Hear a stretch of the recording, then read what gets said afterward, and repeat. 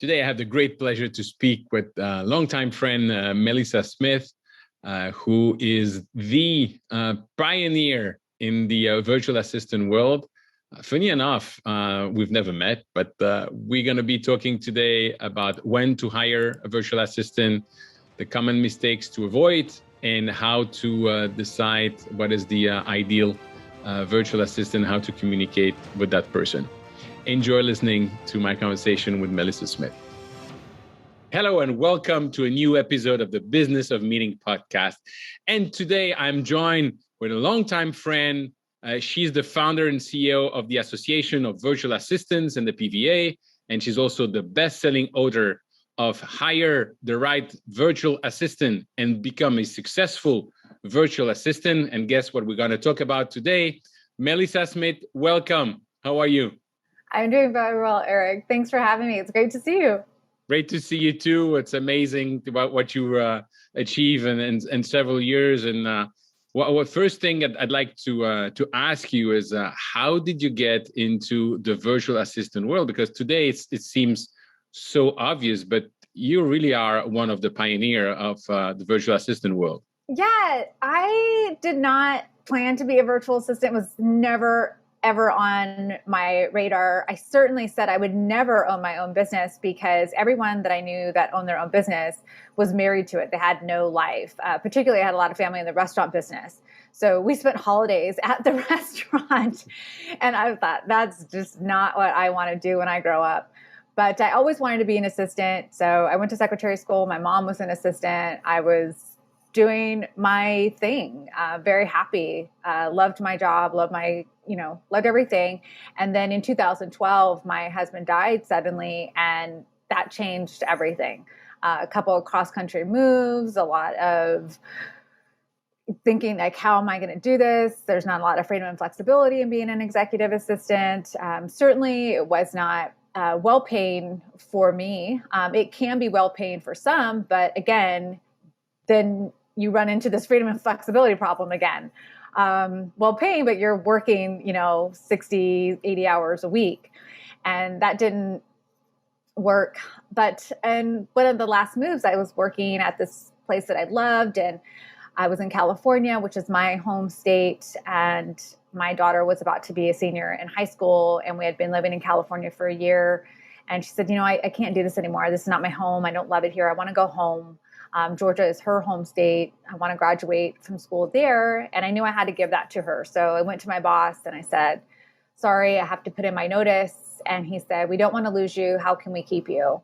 And I told him, I said, I could do most of what I do virtually. I don't have to actually be here in the office. And he said, great, let's do that. So I started working virtually for the company, and they sent out contracts every year. And I got the contract, and I just thought, like, gosh, what if I could do this for myself? Like, what if this is a thing? And I thought, I got to try it. They said, they were really supportive, and like, if it doesn't work out, we wish you the best, but if anything doesn't work out, you always have a job with us. You can always come back here. I just felt like I had, options, but it was like my time, and it was super naive. I didn't know what I was doing. I did not have a business plan. I had no strategy. I mean, everything, but something just was like, this is it. Do it. Take the leap.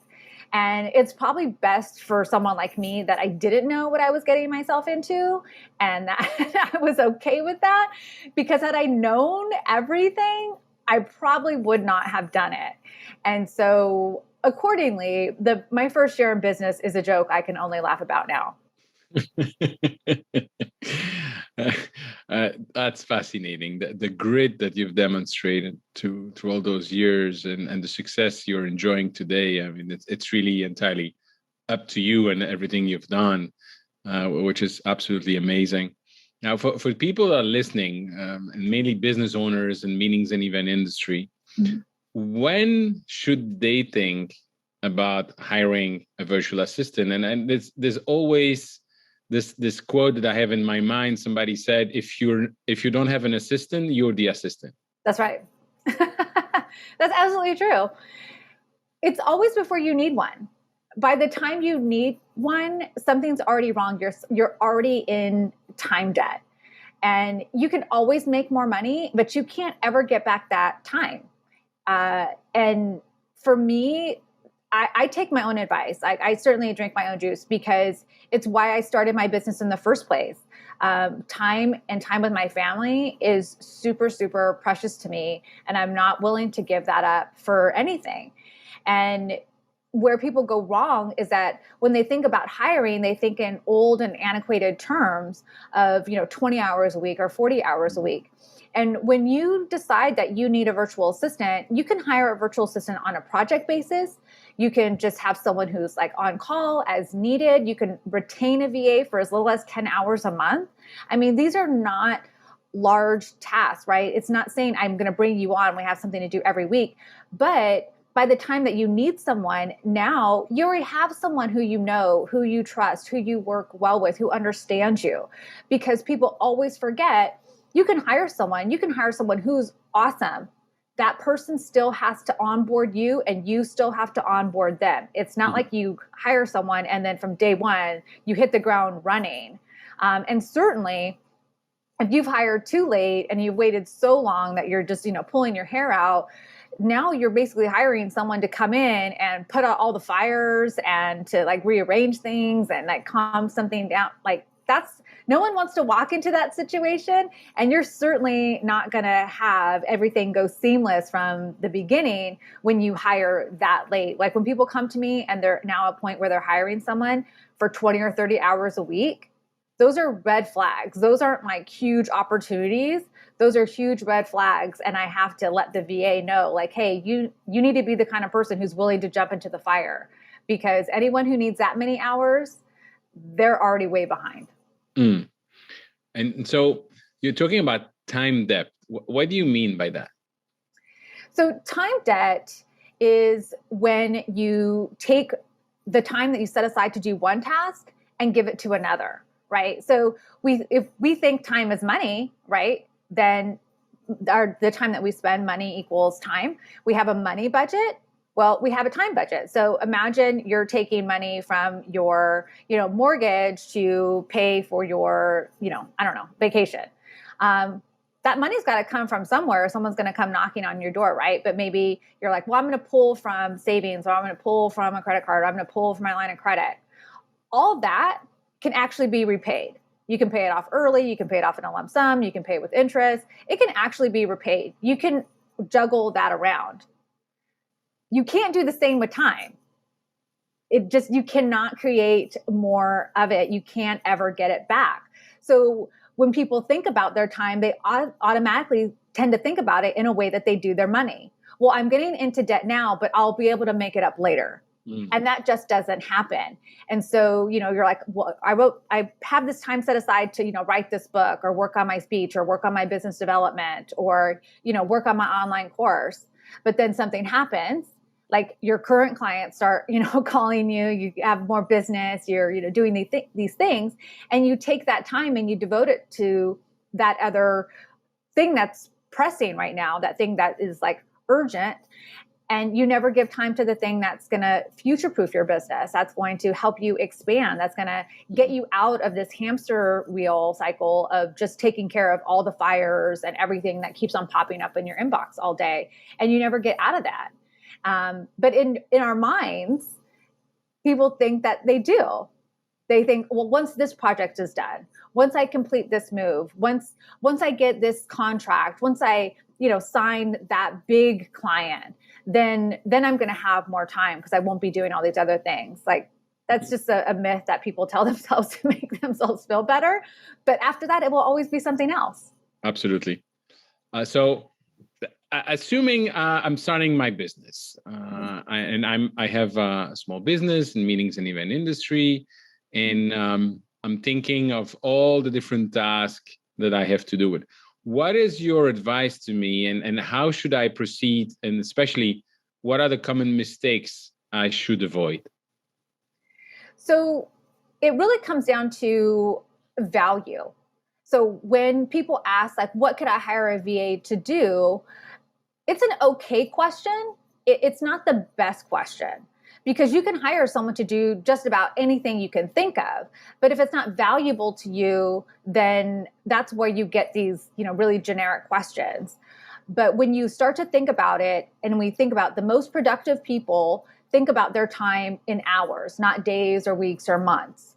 So if you think about just an hour and you're like, man, if I had an hour to do XYZ for myself, and in that hour, someone else could do this. And so what does that mean to you? That may be someone to answer your emails. That may be someone to create an FAQ list for you. That may be someone to do research, research all the contacts. So you just have this one list, and every day you're going to be calling those contacts or emailing those contacts.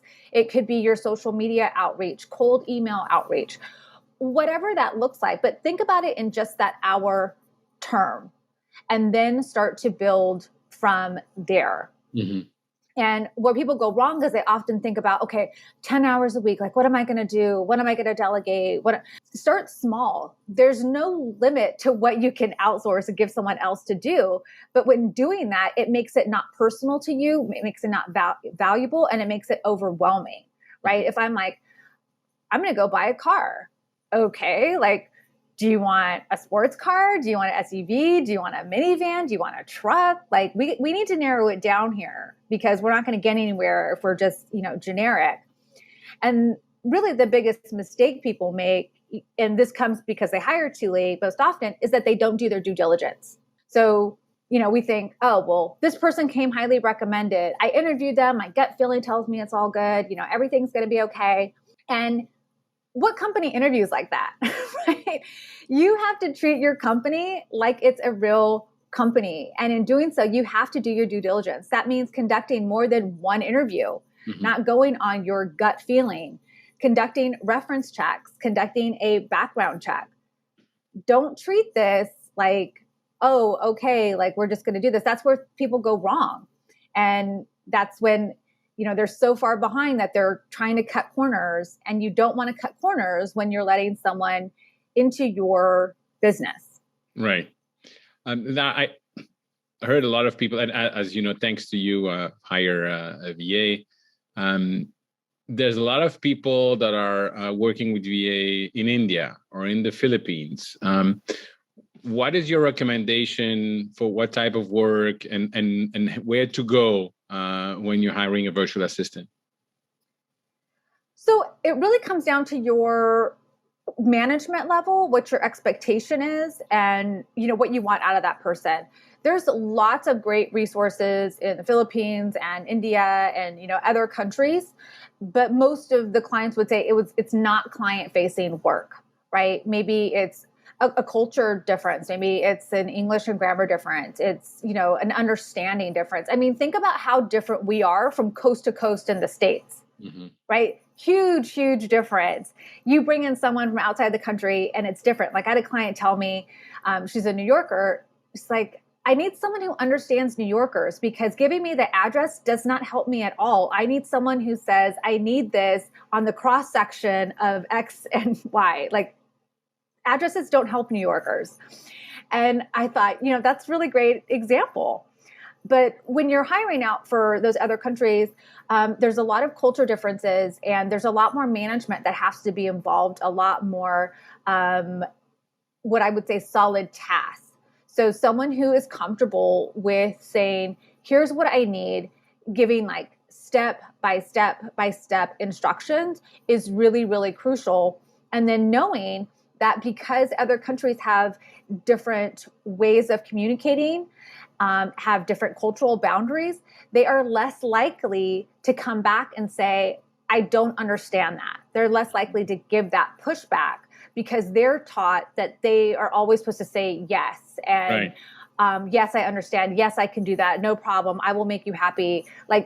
And they just still really don't understand. So there's a lot of non-client facing tasks, particularly when it comes to research and list building, that I think it's a really good use of time.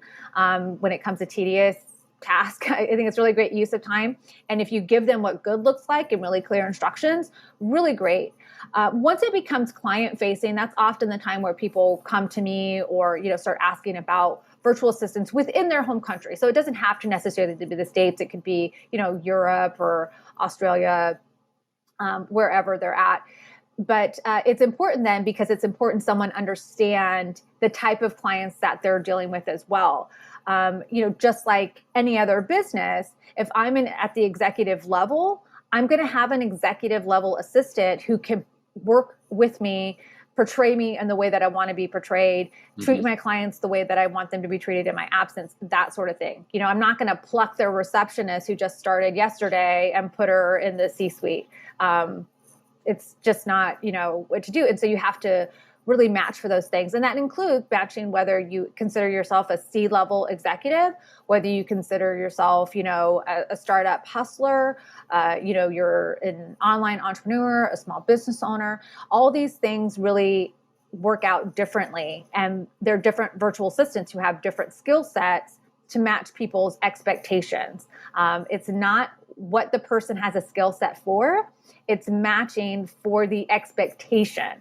Mm-hmm. Someone who's worked in the C-suite and has PowerPoint and board level experience. I've been an EA my whole life.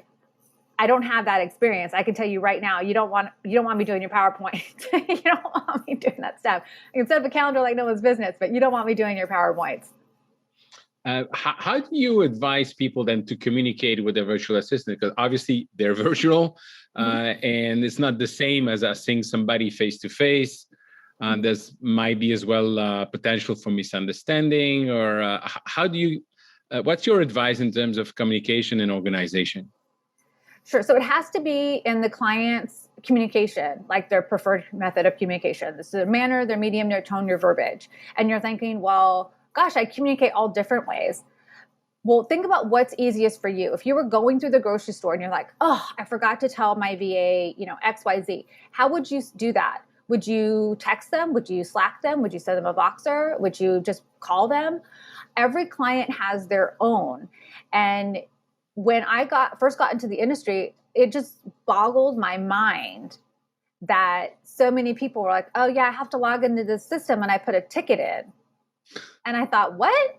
They're like, yeah, I log into the system, I put a ticket in to get a hold of my VA. I'm like, do you enjoy that? And they're like, oh no, I hate it. I can't stand it. And I thought, well, then why are you doing that? That's a tail wagging the dog. Like, you're paying someone. You should find someone who likes to communicate like you communicate, because it will only bring up more problems later. Like right now, you're just talking about simple tasks, but eventually you want this person to grow into more. That's never going to work. That's not a scalable system.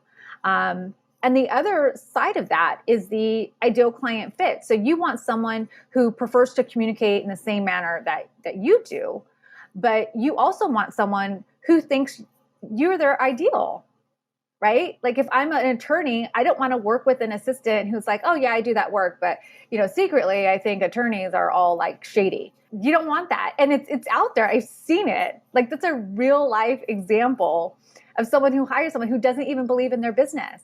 So whether it's someone who believes like whenever, I don't know, the moon is in the whatever setting and Mercury's happening, like they need someone who believes in that with them. In retrograde. Yeah, there you go.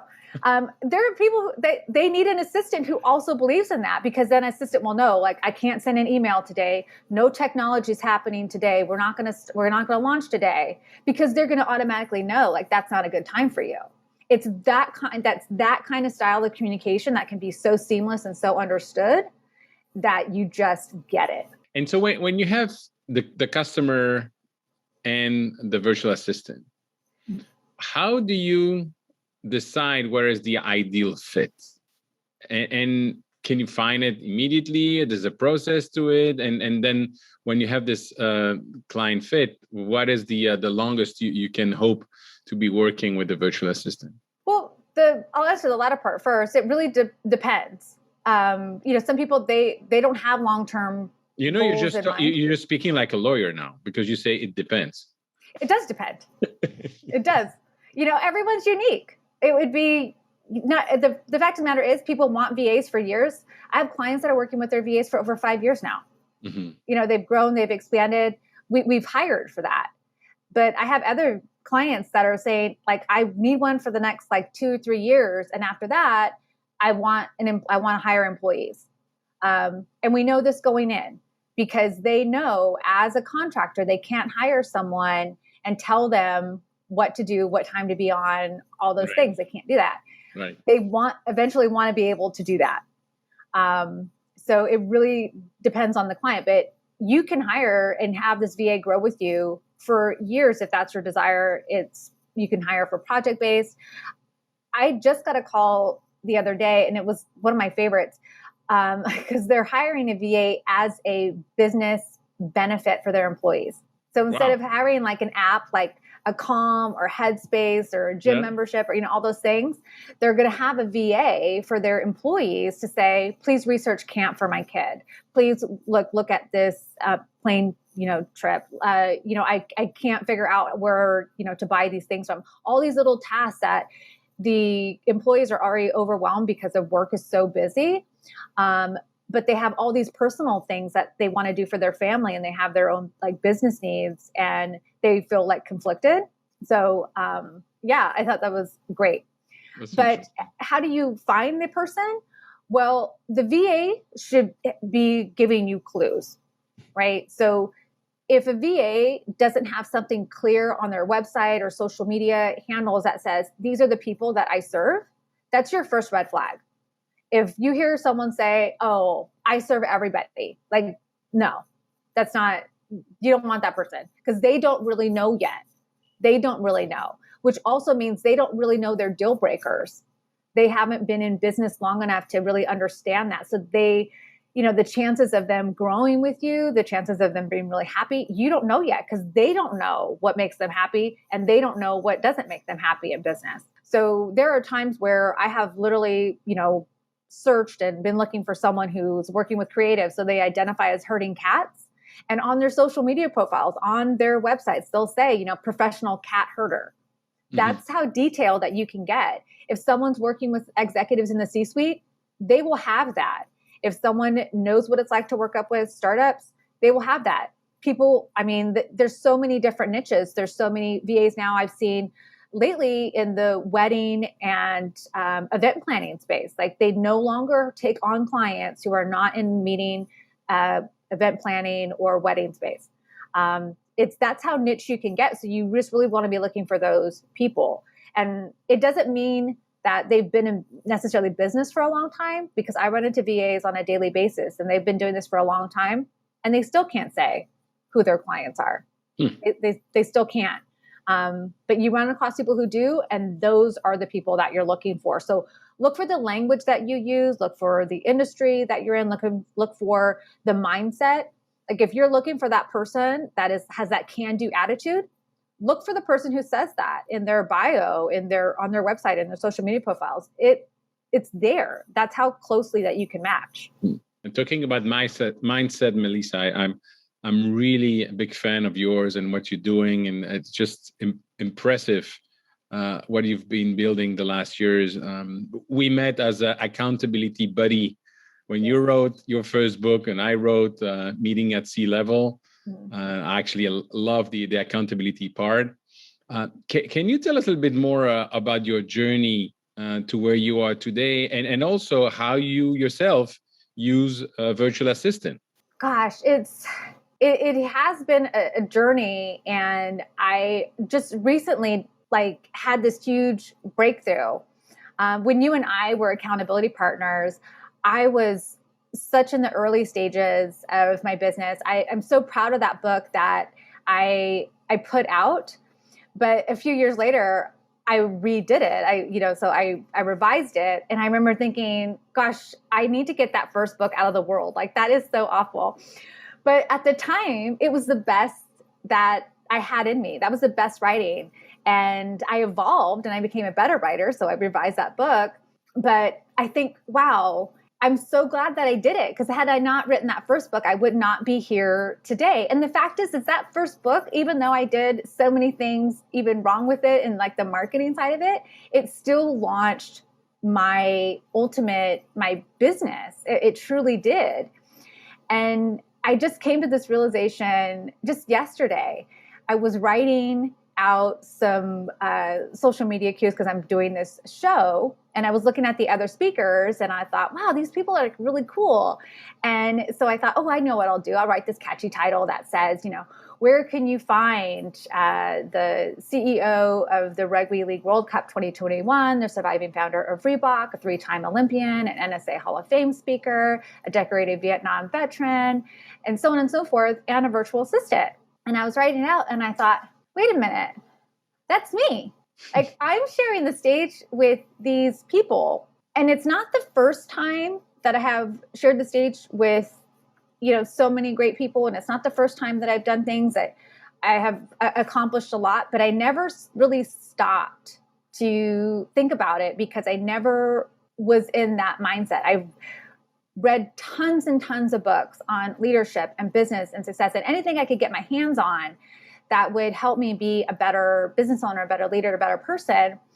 And there's so many of them have this language that they try to tell you, like, success is not a destination. You can't chase success. You'll never get there. And like, I got what they were saying, but I truly didn't get what they were saying. And yesterday when I wrote that, it was like, wow, it all came together. And I thought, this is it. I did make it. Like, have I achieved every goal? Have I achieved every dream? Have I done all the things? No. But that doesn't matter because I've still made it. Because by the time I do get to those things, that will just be reality catching up with where my mind already is. And I think I've finally got to that place where now I can really enjoy the journey as well.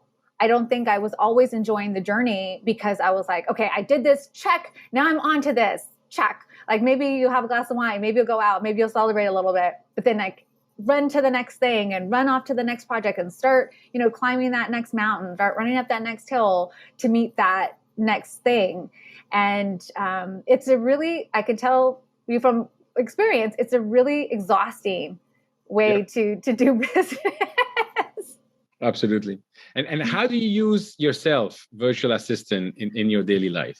Oh, gosh. I do think that in a lot of ways it's easier for me because growing up as an assistant, I saw I never worked at a job I didn't love. Never. I always loved everyone that I worked with, all the companies.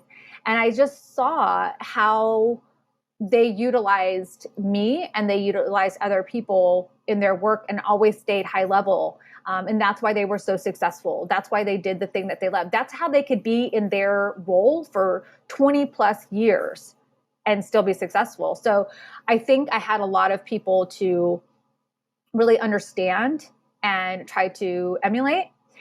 So when I started my business, I knew, like, from the beginning, like, these are people I'm going to hire. So the first person I hired was a bookkeeper because I do not like that at all. And then it came down to, what am I not good at? So I am a hyper-focused person, sometimes to a fault.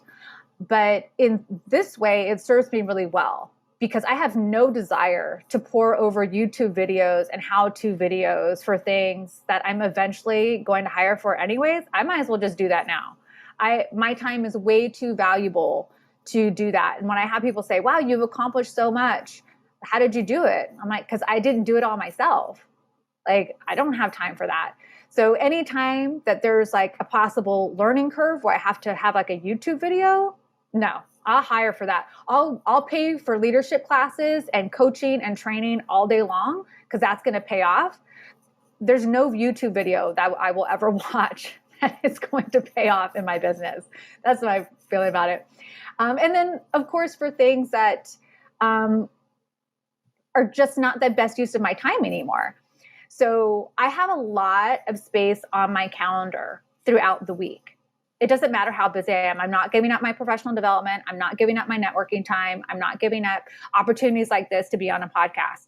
So when I see my calendar getting too full, then I know something's not right. I'm out of balance with the amount of free time that I have to work on not just my business, but on growth, professional development, writing, you name it. Like, I still take classes, and they're not, how-to classes, but, I joined a class earlier this week. And people are like, wow, how do you find time for that? I'm like, well, I take the thing that does not serve my business and I think, okay, who else can do this? And I assign it. And then of course, things that I just, can't do. I'm not tech savvy. A lot of things, require, are there a lot of YouTube videos out there? A lot of videos, the companies put out their own videos? Yes. But understanding how they all pull together into the big picture is what people often miss. Yes, you can do that one thing, but where do the dominoes, how do the dominoes fall on this? When I hire someone else, they'll just tell me, yeah, yes, I can do that, but this way is better. And if I do, or I can do that, but then you won't be able to do this anymore. Like, how do you want it all to go together? And so, and the amount of time that takes them to do it versus like, they do it faster than I could watch a video on it. So I think there's all different ways that they can be used, but from editing to social media, to emails, to technology, to landing pages, bookkeeping. For me, there's just nothing, off limits. How many virtual assistants do you work with? So I have a few on retainer for technology, websites, things like that, editing. And then I have one that I work with daily as my general assistant. Awesome. I'm so glad to see all the success you're achieving, and you so much deserve it. So well done for that. Melissa, I know that you managed your time very well, and you're also very busy. So how do people get in touch with you? Email's great. So my email is melissa@thepva.com. I live on LinkedIn. So if you look up Melissa Smith, the PVA, you'll find me there. Like I said, those two ways are really great. You'll find me on other platforms, but I don't spend a lot of time there. It's just to let people know I'm real. That's awesome. You're very real. So thank you so much for taking the time to speak with me today. And I can't wait to meet you one day, because we never met actually over all those years. That's right. We didn't, but you've been a great friend, and it's been incredible to watch, how this has all been over these last, years now. It seems like yesterday in some ways, and then in other ways it seems just like a lifetime. But I actually forgot that we had met until you just said it. That's true. I just kept that into my mind. So it works. Absolutely. Yes, it does. Thank you so much. Have a great day. Thanks, Eric. Thank you, Melissa, for sharing your knowledge, experience, and tell us when to hire a virtual assistant, how to communicate. That's really something that's totally available with technology today that everybody should be thinking about. And as we said, if you don't have an assistant, you are the assistant. If you want to reach out to me, please go on LinkedIn or join my Facebook group, www.eventbusinessformula.com/group, where I discuss everything related to owning your business in the meetings and event industry. Thank you.